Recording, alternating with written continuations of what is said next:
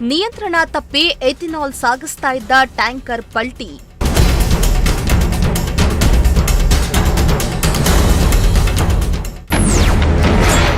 ದಗದಗನೆ ಹೊತ್ತಿ ಹುರಿದ ಟ್ಯಾಂಕರ್, ಚಾಲಕ ಗ್ರೇಟ್ ಎಸ್ಕೇಪ್.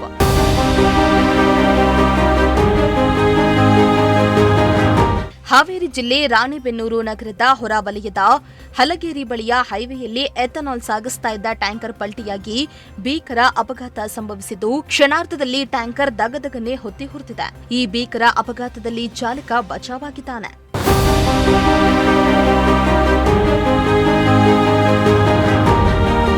ಹುಬ್ಬಳ್ಳಿಯಿಂದ ಬೆಂಗಳೂರಿನತ್ತ ಸಾಗುತ್ತಿದ್ದ ಎಥೆನಾಲ್ ಟ್ಯಾಂಕರ್ ಚಾಲಕನ ನಿಯಂತ್ರಣ ತಪ್ಪಿ ಹೆದ್ದಾರಿಯಿಂದ ಸರ್ವಿಸ್ ರಸ್ತೆಗೆ ಉರುಳಿ ಬಿದ್ದಿದೆ. ಇನ್ನು ಟ್ಯಾಂಕರ್ ಪಲ್ಟಿಯಾದ ತಕ್ಷಣವೇ ಅದರಲ್ಲಿ ಬೆಂಕಿ ಕಾಣಿಸಿಕೊಂಡಿದ್ದು, ಕೆಲವೇ ಕ್ಷಣಗಳಲ್ಲಿ ವಾಹನ ಸಂಪೂರ್ಣವಾಗಿ ಹೊತ್ತಿ ಹುರಿದಿದ್ದು, ಟ್ಯಾಂಕರ್ ಚಾಲಕ ಸಮಯಕ್ಕೆ ಸರಿಯಾಗಿ ವಾಹನದಿಂದ ಹೊರ ಬಿದ್ದಿರುವುದರಿಂದ ಪ್ರಾಣಾಪಾಯದಿಂದ ಪಾರಾಗಿದ್ದಾನೆ.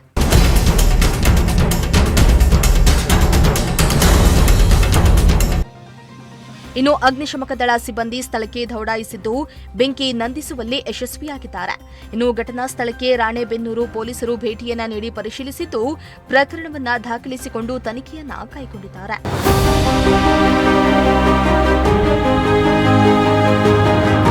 ಲೋಕೇಶ್, ಪ್ರಜಾಶಕ್ತಿ ಟಿವಿ, ಹಾವೇರಿ.